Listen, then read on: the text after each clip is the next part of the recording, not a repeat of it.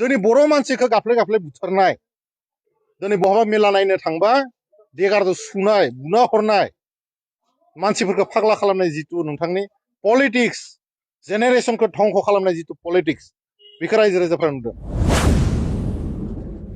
Central youth UPPL ITCL नि गाहाय दैदेनगिरि रंगल बर' बिथाङा BTC नि गाहाय दैदेनगिरि हाग्रामा महिलारि सारनि सायाव गोख्रों बिबुंथि होफैदों। फुल आपडेट फैगासिनो रायजोफोर। बेनि सिगाङावनो बिग मोनसे आपडेट होग्रोनो सानदों आं। भिडिअखौ बयनोबो हाजासे शेयार खालामनानै हो रायजोफोर।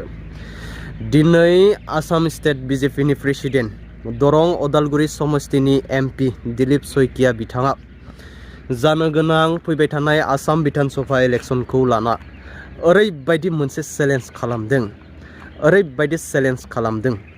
बे चेलेन्जआ रावजोंबो नङा रायजोफोर। दा जितु BTC आव BPF आरो BJP नि एलायन्स सोरखार सोलिगासिनो बिथांमोननि गेजेरावनो दिनैनिफ्राय दावहाया जागायजेनबाय। टंला समस्तिनि BPF नि MLA दुर्गा दास बर'खौ डाइरेक्ट नसला पैसा सलियै फैसा होननानै बुंदों।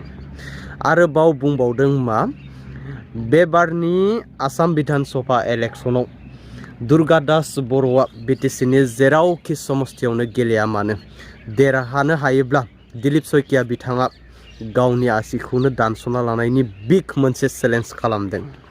आरो बेनिफ्रायनो दावहाया जागायबाय BPF आरो BJP नि गेजेराव।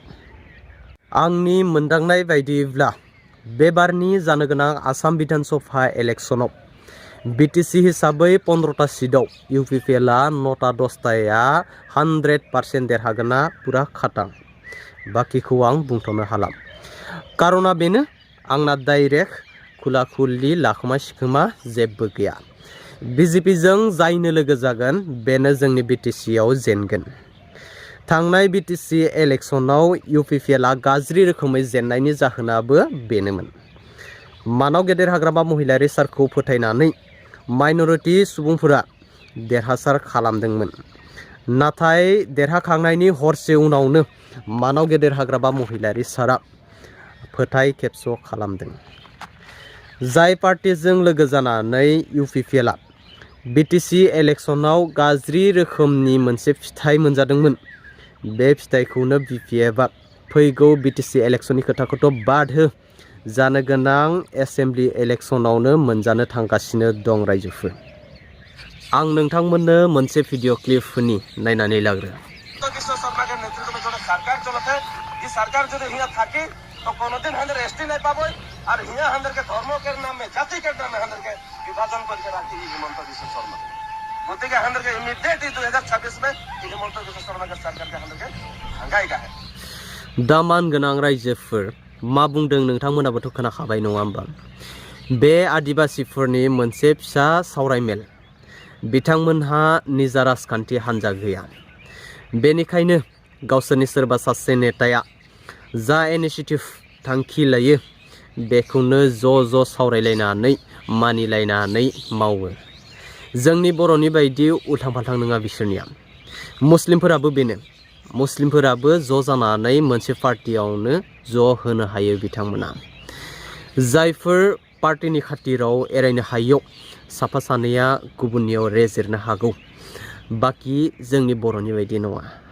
बेबारनि आसाम एसेम्बलि इलेक्सनाव केन्तु डाइरेक्ट गेरेन्टि होनो हायो आं आदिबासिफोरनि सासेनिबो BJP आरो BPFआ भट मोननो हानाय नङा। मुस्लिमफोरनि खोथाखौथ' बाद हो। BJPआ अलरेडि 1 नाम्बार मुस्लिमफोरनि सुथुर। माब्लाबाबो आसुर गावगासिबो मुस्लिमा BJPनो भट होआ। दिनै जोंनि BTC आव BJPआनो BPF, BPFआनो BJP नङा होमबा रायजोफोर? BPFआथ' ST हाफात्ता होगोन होनना रायजो राजाखौ थकबाजि खालामनानै जातिखौ बन्दकआव दोननानै देरहानाय मोनसे पार्टि। बेफोरबायदि थगायनानै देरहानाय नंखाय बाथ्रा बुंनानै देरहानाय बे अरायसमनि थाखाय नङा। एसेबां बुरबक गैलिया दानि दिनाव। दागोसो फोनांना लानाय जायो। अलरेडि दागोआथ' नांखाबायानो। नायलांबायल' थादो नोंथांमोना गाव गावनो नुलांबाय थासिगोन।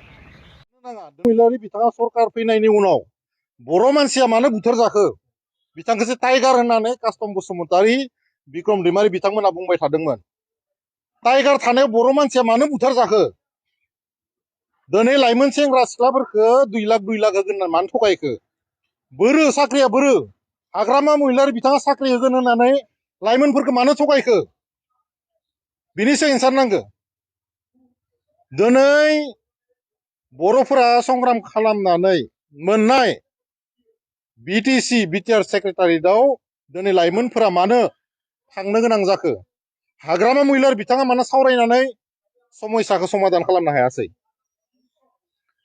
दिनै रायजो राजाफ्रा सोंनो लुबैदों हाग्रामा महिलारि बिथांखौ दिनै नोंथाङा मानो परियालबाद नेपटिजमनि पलिटिक्सखौ मानो खालामनो नागिरदों बेखौसो सोंनो नागिरदों गावनि खुरखालि जाबानो गावनि बिबोनां जाबानो इए मोननो नागिरनाय गावनि बिसिखौ एमएलए दैखांनो नागिरनाय नोंथांखौ बिनि थाखायथ' देरखाङा हराखैमोन बिटिसिखौ बिटिआरखौ मोजां खालामनो मोजां सासन खालामनो नोंथांखौ मेन्डेट होदोंमोन नाथाय नोंथांनि समाव जों खोनादों सिन्डिकेट जोंनि बर' मानसिखौ गाफ्ले बुथारनाय दिनै बहाबा मेला नायनो थांबा देगारजों सुनाय बुना हरनाय मानसिफोरखौ फाग्ला खालामनाय जितु नोंथांनि पलिटिक्स जेनेरेसनखौ धंख खालामनाय जितु पलिटिक्स बेखौ रायजो राजाफ्रा नुदों आरो एसेबां जुदि जातीयताबादि मानसिबा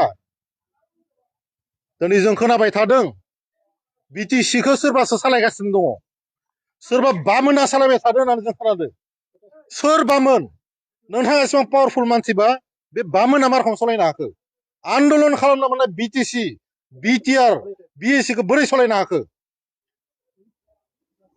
बिक्रम दैमारियाथ' बुंदोंमोन बाहेरनि ठिकादारफोरखौ सोरबा लाबोदों होननानै दा नोंथांमोननि खामानिखौ दिनै बाहेरनि ठिकादारफ्रा बोरै मोनखो जोंनि लाइमोन सेंग्रा सिख्लाफ्रा बिटिआरनि सेंग्रा सिख्लाफ्रा मानो मोनाखै मानो बिथांमोनखौ मोजां ठिकादार जानाय चान्स होआखै मोजां बिजनेस खालामनाय चान्स मानो होआखै जों सोंनो नागिरदों कास्टम बसुमतारी रिन्जय बर' बिक्रम दैमारी प्रहलाद ब्रह्म बिथांमोना सिगाङो फेसबुक लाइभ खालामनानै हाजारथा बाथ्रा बुङोमोन गाफ्लायमोन दिनै खोनादों जोङो हाग्रामा महिलारि बिथाङा बुंदों रन्जन दैमारी बिथांखौ बिथाङा दिहुनगोन मस्ट वेलकाम जोङो सापर्ट दङ नोंथांजों नाथाय नोंथाङा इलेक्सन बारहोनो थाखाय एसेम्बलि इलेक्सन फैनायनि थाखाय नोंथाङा बेबायदि फाल्तु बाथ्राखौ बुंनायखौ जोङो बर' रायजो राजाया सैजो जायाखै साफ्रोमबो बर' फिसायानो लुबैयो मानब गेदेर रन्जन दैमारी बिथाङा जेलनिफ्राय गनांगौ गथारनांगौ जेरैखि जाया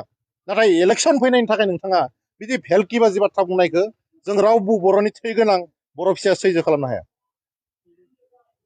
दिनै जों नुनो मोनदों जे सार बिटिसियावहाय बिपिएफ सरकार फैनाय लोगो लोगो रायजो राजाफ्रा गोजोनै थानो मोनाखै बोरै गोजोन थानो मोनो गावनि जातिनि अस्तित्वनि मेन जायगा क'क्राझार बायदि जायगायाव बर' मानसिया गाफ्ले बुथार जाबाय बेनिख्रुइ दुखुनांथावसिन बाथ्रा मा थानो हानाय हाग्रामा महिलारि बिथांखौ नोंथांमोना सोंनांगौ नोंथाङा थांनायाव नोंथाङा जिन्दा थानायाव नोंथाङा थांना थानायाव बोरै बर' मानसिया बेयाव बुथार जानो मोनखो नोंथाङा सिएम जाना थानाय समाव नोंथांनि सेला सामुन्दाफ्रा बुङो नोंथाङा बिराद पावारफुल मानसि गावनि जाति भाइ बर'नि थै गोनां सासे सेंग्रा जोहोलावा खना खना बुथार जाबाय